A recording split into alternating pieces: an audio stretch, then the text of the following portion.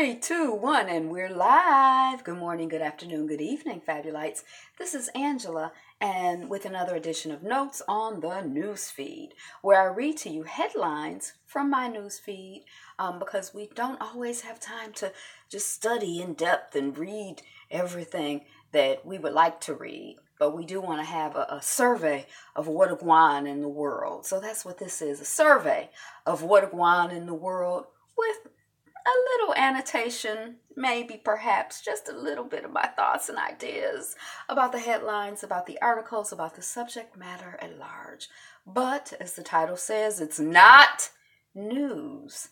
It's just my notes on the news. I'm Angela. The channel is Be Fabulous You. Thank you so much for being one of my first 1,000 charter subscribers, for liking, commenting, subscribing, sharing, and for being fabulous you. Let us proceed with the notes on the news feed. Okay, let's go. Let go. I wasn't ready quite. I'm almost ready though. It's loading as we speak. Anchor turns itself into a one-stop podcast creation app. Have you ever heard of Anchor? I haven't heard of Anchor. Our podcast, the wave of the future? Should I have a podcast? Because really, I don't be feeling like being TV ready. So I probably need a podcast where I could just do my voice, right? I don't know. But anyway, I was like, oh, Anchor, Anchor. They have evolved as they noticed that people were using them more and more to do podcasty type things. So they've made themselves more and more user friendly for that type of activity. So Arizona couple charged with locking up adopted children.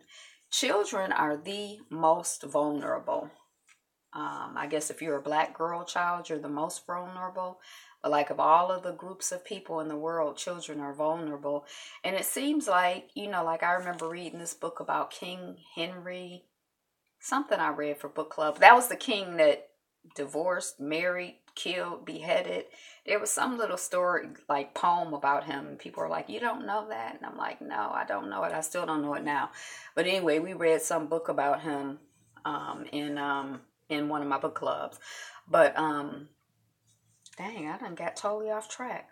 Oh, and when one of the books focused on one particular person who had kind of come up not part of the aristocracy and not well-to-do, and just his vulnerability as a white man as a child, or a white boy child. It was kind of like, whoa, imagine the vulnerability of a black girl child. Oh my gosh.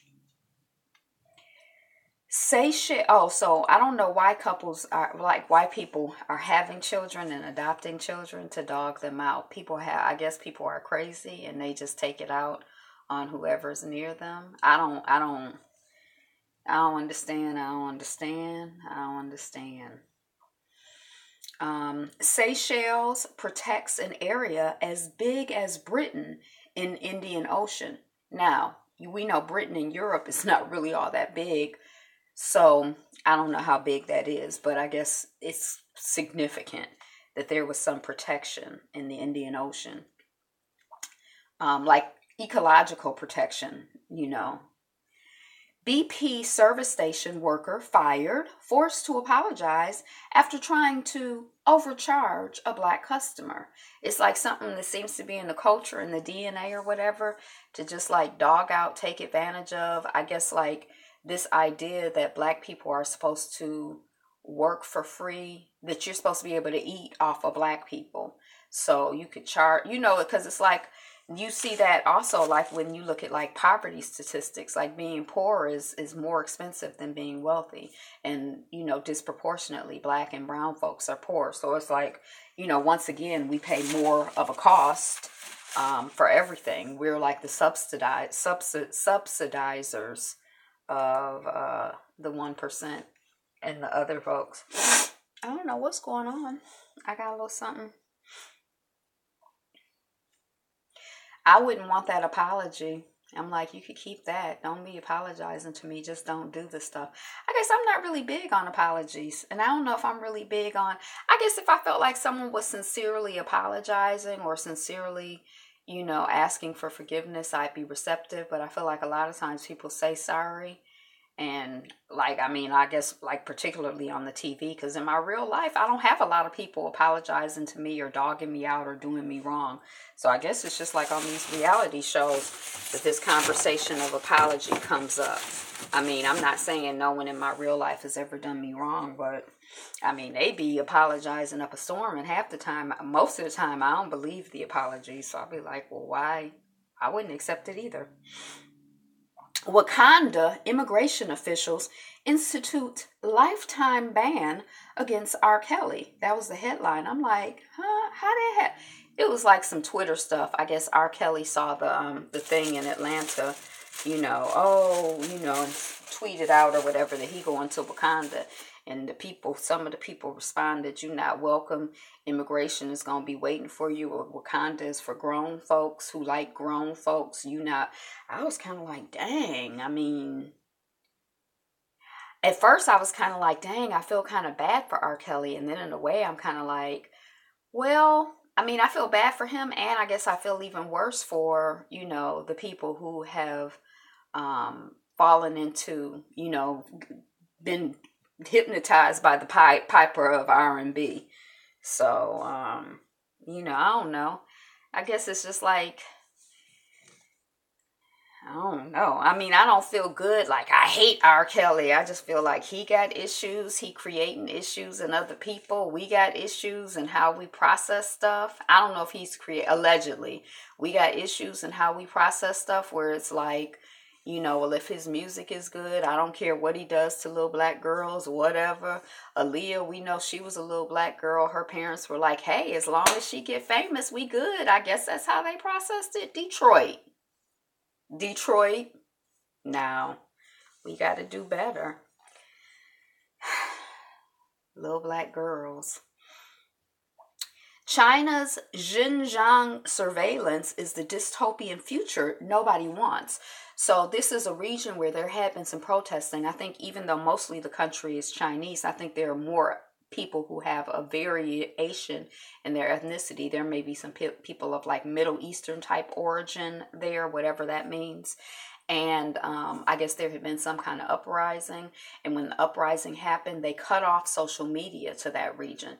So those people were not able to reach out to get news. And then they were also, or reach out to share what was going on. And then they were also very limited in what type of information or news they got in. So, and then I guess this area, the theory is, or people are saying, has become like a surveillance place. Like there are more security guards there. Whatever technology is, advanced in terms of surveillance is in effect there. People's eyeballs being monitored, people's voices being monitored, people being monitored in all these different ways, to the point where people are afraid to say. Some people say they're afraid to say, what they think because there's so much monitoring and they don't know how much monitoring it is and they don't know who's monitoring or what. So, and I guess they try out their monitoring innovations there and then they export them to the rest of the country and the rest of the world. Xinjiang. Xinjiang. I don't know. Daniel Kaluuya explains why he almost didn't get the role in Get Out. And, there's this whole big conversation about the fact that, as an African-American actor, I'm just the garden variety black. But these British actors and these African actors are like exotic and they're better than just regular African-American black. So, hey, we're talking about Daniel Kaluuya saying why he almost didn't get the part and Get Out. And so when Jordan Peele was hiring, I think that was part of the issue. Like, can I hire this person from Britain to do this role that focuses specifically on the issues and the experiences of African folks in the United States? We've heard, who's the black actor who's like, F you, F me, F everybody, who likes to be in the movies of the guy I can't stand, who uses the N-word, and nigga, excuse my language, but who likes to use that word and violence. He was just in the news the other day. I was talking about him.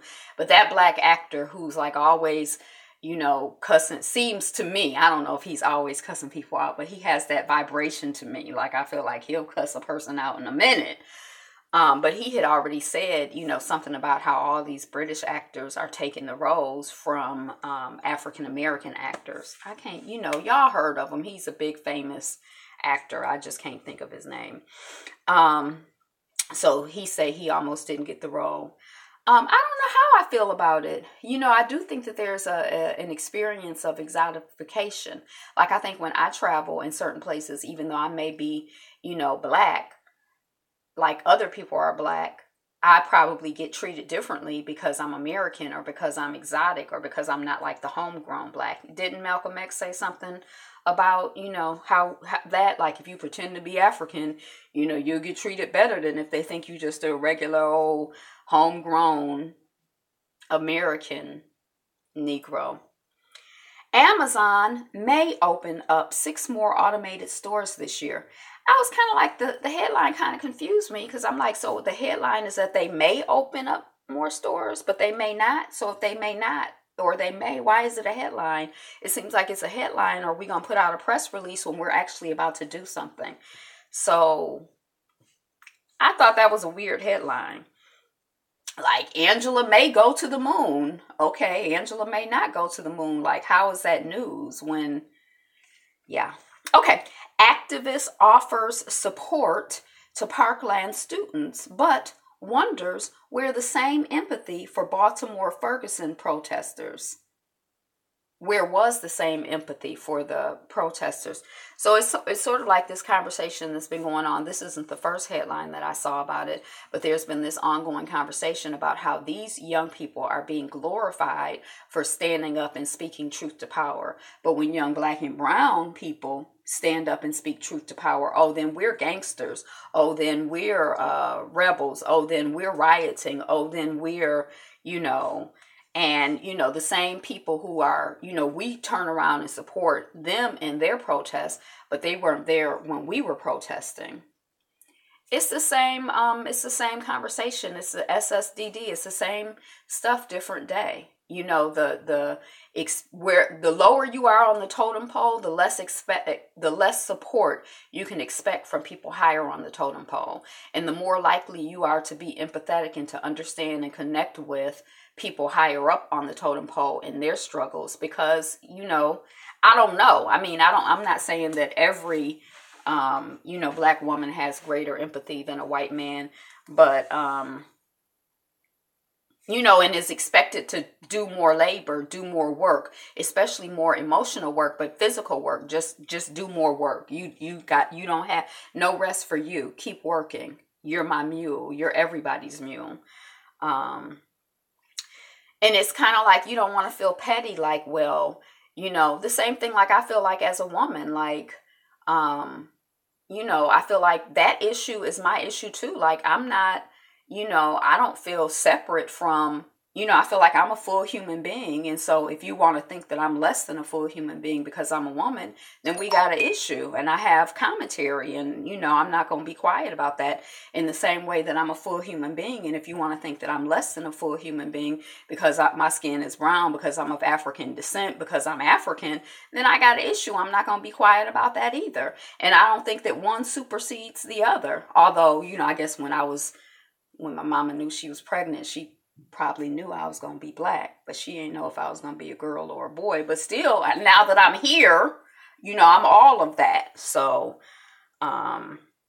Georgia woman burns house down after losing it in divorce, calls 911 to report it. I think she might have been a little drunk, but I was kind of like amazed. And, well, I don't know if amazed is the word, but when people get into these divorces and they're like dividing up property. And I remember, just experiencing through other people, situations like that, and where the one person wouldn't move out, and then both people are in the house, but they not getting along, and they getting a divorce. But if you leave a house, then, it's a bad or something, it's like. And I guess that she was just like, I don't know if this is a true story or not. It's coming off of Straight from the A, which is like a blog. But I mean, I know that some people would feel like I will burn this house down before I let you and your new woman enjoy this house. So I guess that's what she did. And that seems so like intense to me. I think I'll get caught up in some stuff. But so far in my life, it seems like I usually like kind of click out of it before I get too destructive. Like it's kind of like I'm like, oh, wait a second. It ain't that big a deal. Let me just move on and live my life and live my best life and just if they want to live in the house and enjoy the house, if you want to bring 20 women up in here, enjoy y'all. I'm going to move on. I'm going to be happy. I'm going to enjoy mine. So it's, but I'm like, dang, she burned it down. Okay. Ohio pastor. Okay, now this headline kind of tripped me out. I actually had to read the story because I just couldn't imagine what the story was from the headline. Ohio, and the story was actually the headline in a way. Ohio pastor and family accused of robbing. So the pastor is robbing. The pastor with his family is robbing. The Sunday school teacher. So the pastor with his family is robbing the Sunday school teacher at gunpoint. I was like, I don't understand. What, huh? And so I guess it started off like the teenage girl grabbed the woman's hair, and then the people grabbed her purse, and then they beaten her and they took the money out. But it's like, if I'm the Sunday school teacher and you the pastor, I recognize you. And I was kind of like, well, are they robbing her because they think she stole from the church and they just getting it? Like, what's going on in the church, in this church? What's going on? But it sounds like, from what I could gather, it was sort of like a domestic, like not really a robbery, but more like I'm beating you down, and I'm beating you down because my daddy had an affair with you, and I'm beating you down because, my husband had an affair with you. And then I guess the husband was just beaten down because the wife and the child were like, we beat, so you with us or you with her? So I guess, but I was kind of like, what in the world is going on? Baseball stadiums could make more money this season by taking a page out of the Atlanta Falcons playbook. And so instead of having a hot dog be $6, they had the hot dog be like $2 or $3, which is still probably is more expensive than, normal, but not like just so extravagantly expensive where you spend like $50 and you like, I got some chips and a hot dog and a soda or a beer or whatever people eat at games. And it, so since the Atlanta Falcons did it, apparently people are spending more on concessions and also more on, like, they might have some money left over to buy a baseball cap or a t-shirt or whatever. I mean, the only time that I ever eat at places like that is if I'm desperate and I didn't bring any provisions with me. And then I'm like, well, how much are the fries? $10 for fries, I'll just starve. Or I might be like, oh, I'm so hungry, I'm going to get these fries and water out of a plastic container because I'm desperate. But, and pay way more than, I should. But I think it just seems like trying to constantly exploit people it's like exploitation. It's not effective. Like, it's counterproductive to what you're trying to do. Like, it's not good for you and it's not good for the people you're exploiting. Nobody's having a good time at your baseball games, Mr. Capitalism. Be reasonable. Can't we all, get along? Can't we all have some fun? I mean, must you just try to stab and cut me at every turn? Good Lord. Okay, I'm finished with that. A bizarre new precision, but I don't even eat that stuff, but I'm like, it just seems like common sense that it just seems dumb. A bizarre new precision strike aircraft called the Bronco is coming to the U.S. What I thought was interesting about that is that this Bronco is coming from South Africa. Now, since the people have come back from South Africa, we've been having some conversations again. And I don't know if you had heard, but I had heard, and we talked about just the other day, the fact that apartheid in South Africa, and that there had been like some collaboration and some like, let's all of us racist people get together, or all of us, backwards, ignorant ass people get together from South Africa, from the United States, and from Nazi Germany, and figure out how to hold people down and figure out how to jack people up, mess people up and demoralize them and take away their rights and their humanity. How can we dehumanize people? Let's all get together and figure it out. South Africa, US, and Germany. And I don't know why it was kind of like shocking to me that they had like explicit conversations about that and explicit like strategy sessions. I just thought that, like, from ignorance and racism, the stuff just evolved the way it evolved. It just seems even like more evil to like, let's get together and figure out how to keep people held down. But I don't know why I'm surprised. But anyway, so it kind of makes me feel like, so the Bronco is coming to the U.S. from South Africa. So does that collaboration continue? Because, South Africa, just like the United States, is real backwards with all of that. Why comedian Godfrey took issue with seeing a black woman caring for an elderly white woman. And I think his main thing is like, they're not going to care for us when we get old, but they always need black women. They always need us. He's a black man, but they always need us, when they get old and when they need help, then they be looking at us for help. We're often in that caregiver position. And then it was kind of like, I was thinking, I don't know if I would trust, like if I was like an elderly black woman, would I hire a young white woman to take care of me? I don't think so. But it'll be interesting to see how this story, like where this story goes and how people respond to it. A striking lack of diversity at the Fed distorts economic policy in ways most people don't consider. It's not just limited to the Fed, but, of course, the basics, it's the same story, different context. But the basic story is that most of the people at the Fed are rich white men with property and power. And they're making policies and decisions for everybody. But really, they're not. They're making policies and decisions for rich white men with property and power. So it distorts economic policy. I guess it distorts economic policy. Hey, welcome onto the chat. It distorts economic policy or contorts it or makes it serve them, rich white men with property and power. Their system is set up for them to serve them. So, I stopped drinking completely for 2 years, and it showed me how the world treats sober people differently. And I was I don't drink, and I never have, I think in my life I had like some rum once. I might have had a pina colada with rum in it once. I think when I was a teenager, I had a beer. Hey, thanks for the updates. And Neb Asami. I know somebody named Neb. Is that your name? Mama Neb. Well, I can't, but Mama Neb. And I don't drink. So I guess I'm always the sober person in the room. And I guess when I feel uncomfortable, no. Okay.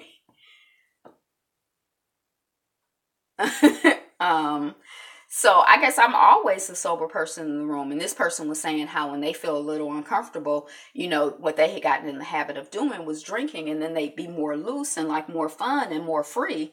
Like then they could dance and then they could, and it's just very difficult for me to relate to that. Like I've definitely felt uncomfortable in certain social situations, but I guess I kind of feel like, and that's my personality. It's kind of like if I feel uncomfortable, the last thing I want to do is be drunk. I got to stay alert so I can see what's going on, so I can fight if I got to fight. I don't want to be out here, feeling uncomfortable and, not at my fullest capacity possible. But she talked about like how much pressure she got to drink and how people were like, oh, you're not drinking tonight or you don't drink. And then a lot of people wouldn't talk to her. And I guess if I've had the experience of people not talking to me or not being interested in me because I don't drink, I just figured that was a blessing. Like if it was happening, I don't ever remember noticing it. And I probably just thought, well, they're dumb. I don't know, but I just thought it was a whole article on her experience of not drinking for 2 years, and she stopped drinking because she had some kind of digestive issue and she got sick every time she drank. And I kind of just feel like, I think especially as we get more mature, and I'm going to be talking about meditation later on today, but it's sort of like how we, as we evolve and develop, I think we have to have strategies for handling our discomfort, strategies for handling, life, where we can maintain our sobriety and where we can be sober and where we can be alert and aware and conscious and engaged and connected, like not, always disconnecting and withdrawing, from reality, like the people in recovery say, straight with no chaser, or, just be engaged with life more fully, as opposed to less, So, okay. There's a new dilemma in modern romance. What to do if your date doesn't have Movie Pass? Y'all know I've been following this Movie Pass thing for a while. You pay like $10 a month and then you can see as many movies as you want. And then I just looked today. I still haven't seen Black Panther, but I just looked today. I don't know why, but the theater in the suburbs is like 8 miles away, and the theater in Detroit is like 9 miles away. And it seemed like the theater in the suburbs is like it's a straighter shot, but I don't know if it is a straighter shot, but I'm still going to the theater in the city. And I was almost thinking when I Googled it, I couldn't even find if it was playing there still. But and I'm like, does it even make a difference? I go out to the movies like 3 or 4 times a year, is learn something new, looking up Movie Pass now. Yeah, I've been obsessed with it. I saw it come out maybe about a year ago where they dropped their rates to like that. And then there's been this drama with Movie Pass where there's one big company that was kind of like fighting against them. But I'm obsessed because I just, yeah. But I still haven't gotten a Movie Pass because I don't have enough theaters close to me. I'm just... but I want to support Detroit theaters. I want to support $7.98. Now I might sign up. Oh, you have to let me know how it goes because I'm so obsessed with it. What city are you in? I'm so obsessed with it because I'm like, what could be better than that? I mean, I like movies. I like stories. I like TV. I like books. All of that. And I don't now, but I used to be in the habit. I guess I watch too much TV now. Then I didn't watch as much TV. But Fort Lauderdale, I think there are enough theaters. I used to be in the habit. I think especially if you're like in any major city, it's fine. But I had a hard time finding reviews from people. But every time I looked, it seemed like their numbers were going up and up and up in terms of people signing up. And then I figure $10 a month, that's like if you go to the movies twice, you're ahead of the game. I mean, it's not like, well, I have to go 29 times to make it worth my while. It's like, yeah. Okay. So Movie Pass, let's keep going. So what if your date doesn't have Movie Pass? That's a new dilemma. But anyway, I'm just obsessed with Movie Pass. Calais, the camp that never just once pays for itself in my area. Exactly. I mean, here too, because I think I went to one movie one time and it was like $15 or $20. Like, I was like, what in the world? Like out in the suburbs. And it was like one of those luxury, theaters. I like the nice seats and, but it was just kind of like, it's expensive going to the movies. Yeah. So I've almost done it more than once. But then I really am trying to support my city. Okay. India doctors remove world's largest brain tumor. The tumor was bigger than his head. It was big. I don't know if I could tell from looking that it was bigger than his head, but it was big. And they didn't know if they were going to be able to remove it, but they did remove it. Calais, the camp that never really closes, Calais. I don't know how to pronounce it, but I think that that's somewhere in Spain. And I think that these are people coming over from Africa, and it's sort of like a refugee type situation, or people who are, and they're trying to like close it and try to keep people from being refugees or trying to come over from Africa, but it just never really closes. Justin Trudeau's Bollywood wardrobe amuses Indians. So we talked about the Canadian Prime Minister in India maybe last week. So now this article is saying that everywhere he and his family go, and they have 3 or 4 examples, they're wearing like these extravagant Indian outfits. And I didn't really quite get it until they were, in one picture, they were like, the people are like, that outfit that he's wearing is the outfit that a groom would wear to a wedding. So it's kind of like, oh, that's like me going to, just kicking it, like I'm not from America and I'm just kicking it, walking around in a wedding dress. Like, people don't wear wedding dresses all day, every day. People don't wear, the type of sari and, the rope around his neck or however he's dressed every day. And where are his people to advise him? Like, it seems like, it seemed like somebody would have done the research and be recommending things to him and his family where he's like appropriate for the context. I mean, he out here looking foolish and disrespectful and getting made fun of probably on Twitter. Probably Indian Twitter is dragging him right now. That's probably who's dragging him. So they like even a Bollywood actor wouldn't wear that in a wedding. That's like above and beyond. It's too much. Like you're doing the most, like the most. Justin Trudeau. Sacked pregnant worker loses European court case. So there's like some law or whatever where you can't really fire people when they're pregnant. But I think the idea is you can't really fire people when they're pregnant. Like just like, well, I'm firing you because you're pregnant. And then once you have your baby, then you're going to be calling off work because you got to take care of your baby. And you just not going to be a good worker anymore. We got to let you go. So I think the law was designed for that. But they saying they fired this woman because she was not competent or because she was rude to clients or whatever. So she sued them for firing her while she was pregnant, and she lost the case. They said, no, we fired you because, we ain't like how you were doing the job. Moscow University students protest World Cup fan zone. I guess the World Cup is soccer, and the people are... like there's something, I guess the World Cup is in this area of the world. And so the students are being impacted. Like if your finals were supposed to be in June, now their finals are being moved up to May. So people are like, I got to take all of my exams in a 2-week period when before I had, whatever it is, it's like they're being stressed. They're being pressured for the World Cup.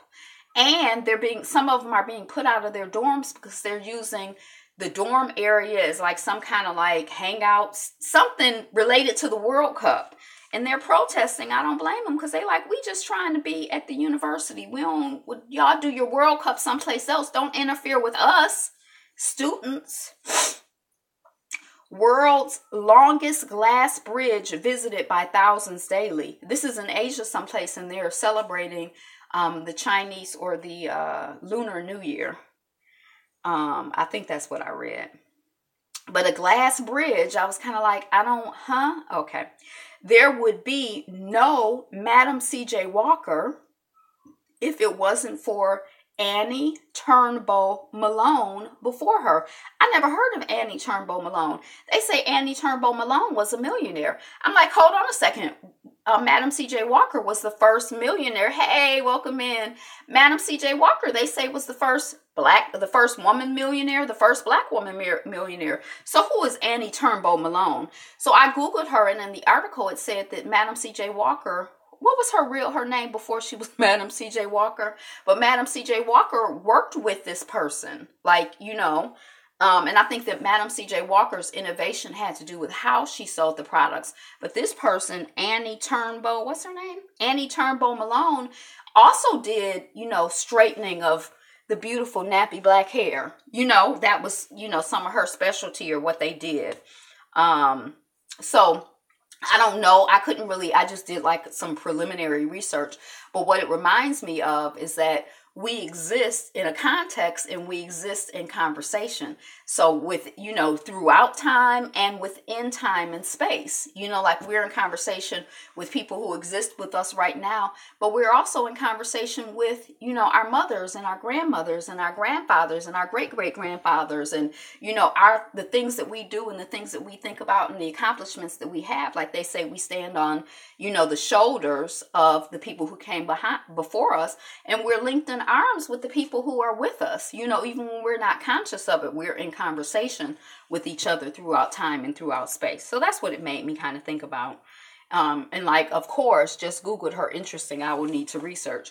And of course, there would have been, she existed in a context. We all exist in a context, So South Korea built a $109 million Olympic stadium just to eventually tear it down. We were talking about these Olympic stadiums yesterday or whatever, how they build them up and then they just decay over time. But South Korea built theirs up to tear it down. They said it's a temporary stadium.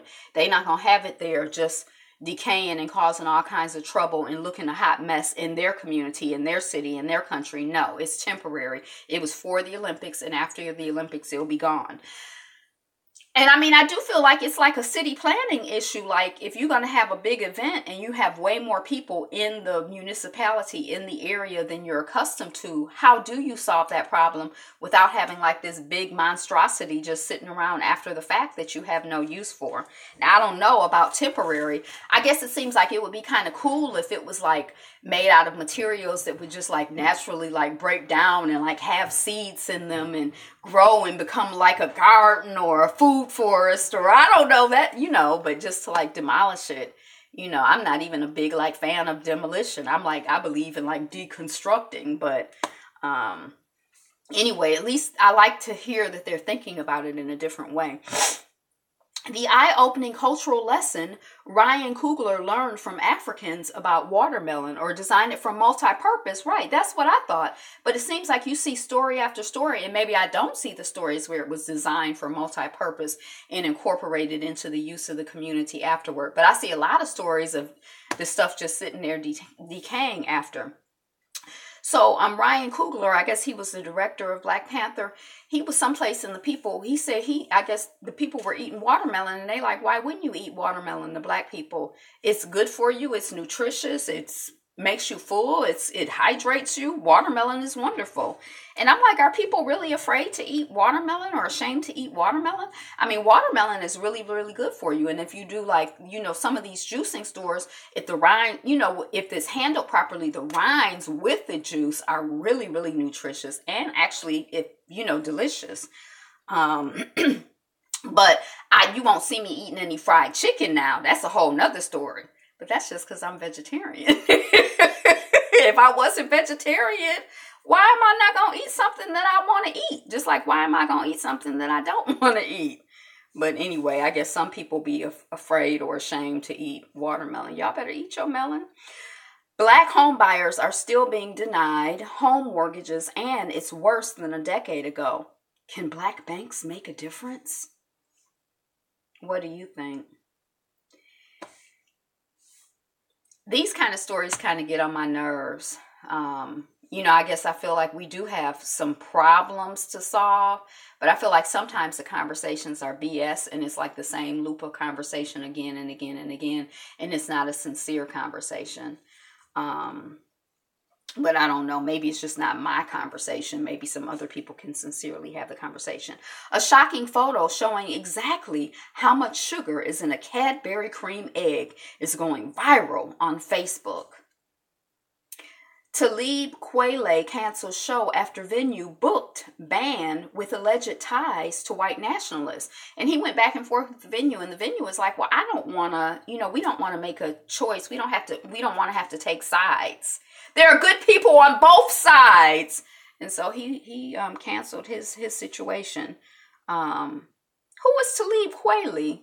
He's not the one, what's his other name? He's not the one who spent time in South Africa. I can't think of his name. I don't know. Mos Def. That's not Mos Def, is it? Is that Mos Def? Okay. Will and Jaden Smith create eco-friendly water company. Now, this whole Will and Jada and Jaden, Willow. And, this whole family thing is really interesting to me. When I saw the article the other day where Will said, well, when I stopped trying to make my wife happy, that's when our marriage, took off. I was like, yes. He like, I come happy, she come happy, we come together happy. I'm like, yes. And, people been watching and criticizing how they raise their children. And it's hard to, from the outside. But I mean, the children seem sane and like human, like they seem like, I think it seems like they've done an okay job with them, especially considering that they're like in Hollywood. I mean, like, it's like, yeah, they seem like sane people, to me. But so they created an eco-friendly water company so that the plastic water bottles decompose or something. Like, it's not plastic, it's some other material, I believe.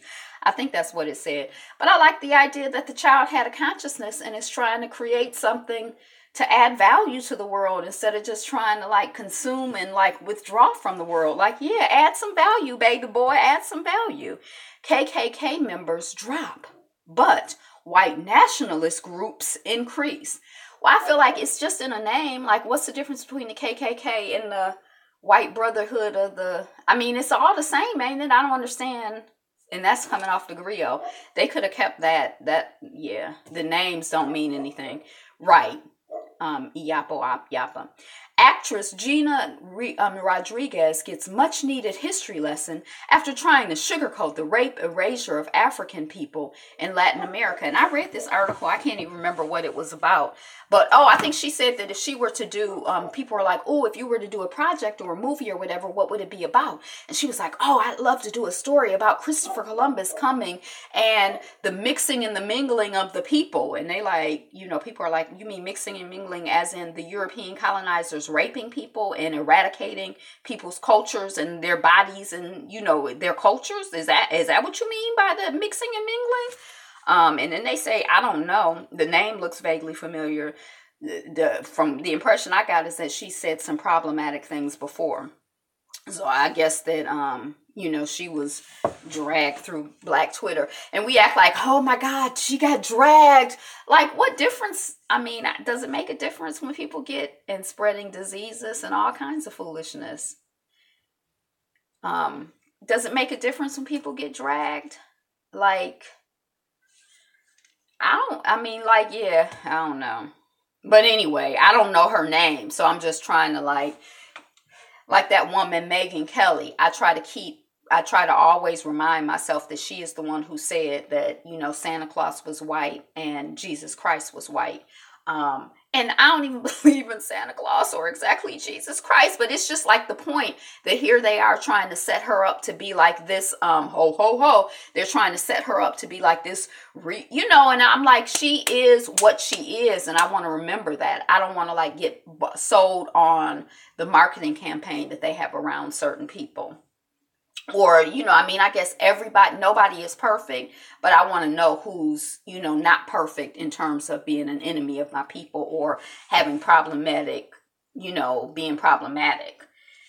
And can you just be problematic and not be an enemy? Lipstick on a pig, right? Lipstick on a pig. New exhibit examines Native American imagery in U.S. culture. That's coming off of, Atlanta Black Star. I can't even remember what caught my attention about that article. Explosion at U.S. Embassy in Montenegro. And I'm like, where is Montenegro? And it was, I guess, Yugoslavia is no longer a country. And this is, some countries Yugoslavia became several countries. And Montenegro was one of those countries. Because I'm like, Negro? Are there Black people there? But it's Yugoslavia. Remember the Yugo? Does anybody remember that car? Levels activity tracking smart glasses launches this March. So the glasses will, if people are into like tracking like activity trackers, like, I don't really know how it works. Like it tells you, I guess you walked a mile today or whatever. And I don't really know, but it's in your it's in the glasses. So technology is advancing. Australia, Israel, Japan, and South Korea rarely have mass shootings, and the reasons are clear. I think one country, they said they had their last mass shooting in like 1996, and then after that, they were like, we got to change the laws, we got to change stuff around, and they did, and it was 10, 12 years later, and we done had, shootings every other day. But anyway. Spain, Madrid Art Fair removes political prisoners exhibit. So this is back to the whole Catalonia thing. The headline doesn't say it, but when I clicked on the article, because I was kind of fascinated by the political prisoner thing piece, but I don't even think you can see their faces. I think they're pixelated, but it was like pictures of all kinds of political prisoners, like a whole bunch of pictures, but they were pixelated, so you couldn't really see them. But this is Catalonia. Remember Catalonia? We're an independent nation, sort of state, city-state within the country of Spain. And then over the summer or 6 months ago or whatever, they voted for independence independence, and then people were like, well, enough people didn't vote, or it's a fake vote, or and then the people who were the leaders of the vote, they left the country and they were in Belgium, and then some people got arrested, and then some people came back from Belgium. It was like this whole thing, and I was like, what's going on? Like, is this like, in the 1860s? When was the American Civil War? When the people were like, we're leaving the United States because, states' rights to have slavery and to take advantage of black, we want it unimpeded. And then the other people were like, we want to take advantage of black people just in another way. You better stay up. You my brother. Come here. Like, how like you get into an argument with, your people, and they be like, I'm mad at you. And you like, I'm gonna hug you. I don't care if you mad. I'm like, I'll let you go. But they punched them in the stomach and then they went away. And so I'm like, is what's going on in Catalonia? Like, who are the good guys? Who are the bad guys? Like, how it's hard when I'm reading these stories. I was not aware. I wonder how all of that got past me. Wow. Yeah. It was like over, like it was like story after story after story after story of Catalonia. And then at one point they had like imported ballot boxes. Like, I guess they ordered them off of Amazon, but they had to hide them because the government was trying to find them, because they're like, you can't have this election because it's not legal. And it was like I was like, what is going on? And when you're out, like here in this country, I have an opinion about stuff, and I feel like my opinion is right, but then the person next to me has a whole different opinion. So it's a whole different country. You don't have any context. I don't know what to make of the stuff, but anyway, so this headline is actually referring in a way to that whole Catalonia thing, but it's been so long. And so I was kind of like, well, what happened? For a minute, it was Catalonia, Catalonia, Catalonia, Catalonia, and then nothing. But here's this headline, it's Catalonia, but it don't say Catalonia. New Jersey school responds to alleged social media threats with increased police presence. Now, this coming off of Black Star, and for some reason, I feel like the threats were kind of like, I hate Niggers, and I'm going to come and kill people. I can't remember. But it's coming off of Atlanta Black Star. New Jersey school responds to alleged social media threats with increased police presence. Nigeria's Boko Haram crisis, more than 100 missing after school attack. And then I saw this morning, they're doing exactly with this school attack what they did with the other school attack when all of those girls were kidnapped. At first they were like, oh, they're not missing. Oh, we found them. Oh, we saw them here. And then it was kind of like it came out that they were missing. But the one article that I read about this thing that just happened here, it's like the people came in with their guns and stuff. And so the people who were in the school, the children and the teachers, they ran and they hid like in the bush, wherever. And it's like, if my home was like 5 miles away or 10 miles away, I might just go on home instead of coming back to the school. If it's like some people with guns came into my school. So can you really account for who's missing or who's not missing, or what kind of systems are there really in place for that? But anyway, that just sounds very like stressful and like, oh my gosh. And then the children, the 270 girls that were missing, or was it 270? And then some of them were brought back. And then I guess the ones who weren't brought back have been married off.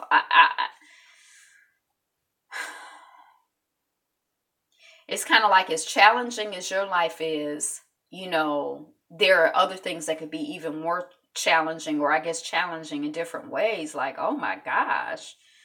That's kind of a lot. Gender equality as a trade secret. Businesses awaken to a long dawning idea. So anyway, the person was working for one corporation as like the gender recruitment specialist, and then they went to another corporation to be the gender recruitment specialist.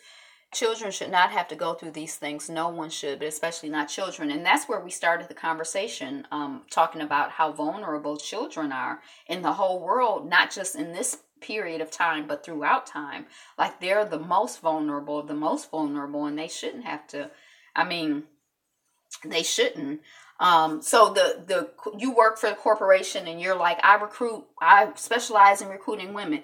Then you got another job at another corporation. I specialize in recruiting women. But this corporation is like, well, you've taken our trade secrets for how to recruit women over to that corporation. So you got to not work for a year. And people are like, is that a trade secret? Or are they just like recruiting women? Like, what's the secret? Black construction companies chosen for $350 million Obama Presidential Center. Yay. Black women shoved, pushed out of Harlem eatery for allegedly dining and dashing. When I was in New York, Harlem was basically, I guess Harlem is not a black community anymore. Because when I read the article, it was like you had no sense of it. It was like it was a white restaurant, and they showed the woman a picture of, you were here yesterday and you didn't pay. And then they looking at the video, she like, that don't even look like me. And then they shoved her and her colleagues and people out of the restaurant, or her friends, shaking my head, shoved them out of the restaurant. But this is like the fourth or fifth time that we're hearing in this short period of time of people being accused of dashing and dining. And, when I saw the pictures of the women, like, I don't know them personally, but they look like respectability politics 101. Like, they look like the last people I would think would be dining and dashing. I remember when I worked in retail, and there were certain people like, one of my managers would be like, oh, here's Mary Sue. She likes to steal. Hey, Mary Sue, how are you? Can I help you find anything today? And you customer service them like you customer service anybody else. But you just knew, this is the dine and dash person. And I didn't know because I'm not really that good with faces. And I was kind of like new, and it was a lot of information to absorb and, all of that. But I just get out of the restaurant, and you're put like, what kind of business are these people running? Like, I've never, when all of the customer service that I've done, there's a certain way that you treat people, even if it's like everybody is like, I don't know. Yeah. So anyway, that's Harlem, New York. The end of the world as we know it. Quinta Brunson to star in CW pilot. That's some black person. How Tyler Perry helped make Black Panther possible. And I was like, how did Tyler Perry help make Black Panther possible? What they saying Madea had some, because those movies did so well, that's why there was like an openness to do Black Panther. That was my theory. But you know what it was? Tyler Perry has a studio. And part of the Tyler Perry Studios became Wakanda. He made a black studio, made money off of, so they had a black director, they had black actors, and a black studio. And I think that's wonderful that he had the capacity to do that, or his company or corporation. I was shocked. I didn't know. I didn't know. Silicon Valley is so expensive, people who make $400,000 think they're middle class. Here's what middle class actually is in the 25 largest cities. So you making $400,000 and you're like, I'm middle class. That's deep. Because what's the average? The last time I looked, the average or the mean or medium or whatever was like right around like 45,000, 65,000. I think it was like 45,000. So you're making like 10 times that almost, and you feel like you're middle class. And I know definitely your context makes a difference, because, living in New York is not the same as, when I moved down to Hattiesburg, I was like, I'm about to be in the country. I'm going to have all this money. It's going to be like cost of living is going to be low. It was just as expensive for me when I would go to the only place that it was cheap for me to get fruits and vegetables was on the side of the road. When I would go to Walmart or a lot of those stores, I got stuff way cheaper in New York than in a lot of those stores. I was shocked. The cost of living was very expensive in Hattiesburg. But anyway, in general, to me, and from what I was expecting, I thought it was going to be cheap, especially for fruits and vegetables. We in the country. We down south. You don't have to import. You don't have to drive them as far. But depending on, I guess, like Silicon Valley is so expensive that $400,000 makes them middle class, I guess, A mom made life-size cakes of her 1-year-old twins, and the results are incredible. And those pictures were really, really cute. So she had her twins sitting there with cakes in front of them. And then she had the 2 cakes of twins with cakes in front of them. So it looked like 4 twins with cakes in front of them. And it's like, I just think that's so creative. And it just looked like I mean, it didn't exactly look like 4 children sitting there, but it almost looked like 4 children. I thought it was amazing. In Pyeongchang, a historically diverse, I'll have to search that out. It's coming off of Google. A mom made life-size cakes of her 1-year-old twins, and the results are incredible. In Pyeongchang, a historically diverse Winter Olympics. So I guess we've been hearing, we saw the movie, 5-10 years ago about the Jamaican bobsled team. Wasn't that like for the Winter Olympics?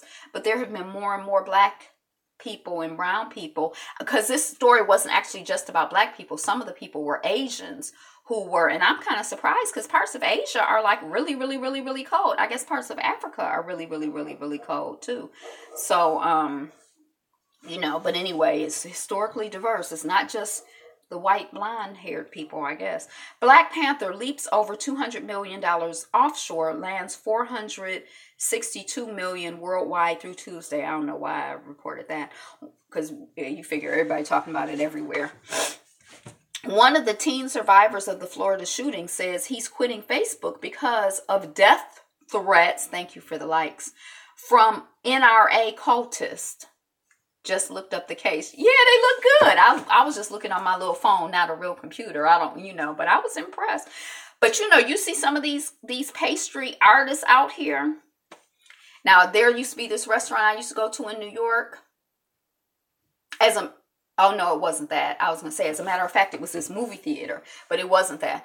But the pastry chef, not for the way the food looked, but the combination of desserts, like the food, like the combination of foods that went into the desserts. Like she'd be like, you look the desserts would change like every season, and I come in, and I look, and I'd be like, I'm not eating ginger, whatever combination she would have. I'd be like, that just sounds suspect. But it was like everything I tried was delicious. And I'm like, she's a genius. She's brilliant. And then when she left, I followed her to another restaurant. I went to another restaurant because I heard she was the pastry chef there.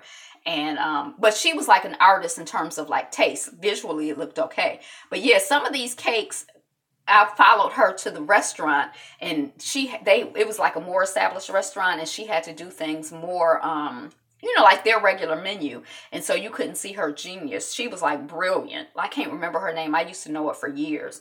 But some of these, like when you visually, like especially on Facebook and stuff, like some of these things you see, it's like, oh my gosh, like, and I guess on the Food Channel, I haven't watched that, any of those shows in years. But when you see the work that they did, it's like some people are very, like, I guess everybody is creative in some way. But the NRA is harassed. I guess I shouldn't be surprised that they're harassing children. They just, they're the people who are like, into all of this. They're just crazy in their crazy way. San Francisco's housing market is so dire, people need to make over $300,000 a year to afford the typical home. So we were just talking about people who make $400,000 in Silicon Valley. How far away is Silicon Valley? Where is Silicon Valley? Is that in California? Like now I'm so disoriented because it's like 2 articles that the headlines almost seem the same. I'm like, is that in the same region of the country? Is it in it's in California? Okay. Now San Francisco, when I went there, it's in Cali. When I went to San Francisco, it was, I thought it was like I was just visiting. It was very, very expensive, but it was like, it seemed like a really, really nice place, but you seem to have a lot of money to live there. Like, but I like San Francisco from what I could see. But you need to make $300,000 a year to afford the typical home. So I guess their rental market is like on fire. And I guess most people probably don't live in the city. They probably live, especially, if you're black and brown, you probably have to commute into the city to work some boo-boo job. 4 NYPD officers accused of collars for dollars arrest to gain overtime pay. So they wait, I'm supposed to get off at 5, and then they wait, 4:55, and then they arrest somebody, and then they be real slow with processing the stuff to get extra overtime. And then they be like, 4:55, Yapo, I need you to come on. They be bringing their friends into it. We got this collar over here. So the collars are for their dollars, not for the you know, most of the collars that these police stations do that we hear about. That's what I thought the article was going to be about, how they arrest people to put money into the pockets of the municipality. 1 Adam 12, 1 Adam 12, see the woman. What? No, what does this mean? 1 Adam 12, 1 Adam 12, see the woman. I don't know what that means. I thought it was going to be like municipalities trying to, you know, what they always do. Get eaten off of poor people. That's from the old show. Oh, I don't know it. You know, eating off of people, but they just, you know, for themselves, not for the department. Oh, and that's it. I've looped back around. Oh my gosh, we've been on this thing for an hour. That's all I got. I thought I was going to be able to do 2 making the models, but I'm going to do my haul again. Because I had to take it down because there was some, you know, I had to take it down. So I took it down, but I'm going to do my personal haul again. This is one of the things I got from South Africa. So I'm going to do that now while I'm sitting here because I don't even know if I remember everything. And then I'm doing meditation today in hashtag BeFabulousYou. February, BeFabulousYou February. So we're going to be talking about meditation. So I'm here. I'm going to sit here for a minute and try to get something done. So that's what I got. Thank you for tuning in live. Thank you for watching the playback. Black love, sis. Peace. Awesome. Woo, woo. Yapo, Yapa. Go over to his page. EYAPOYAPA. And subscribe. And everybody else who's in here, come back to the comments. And so people can subscribe to you.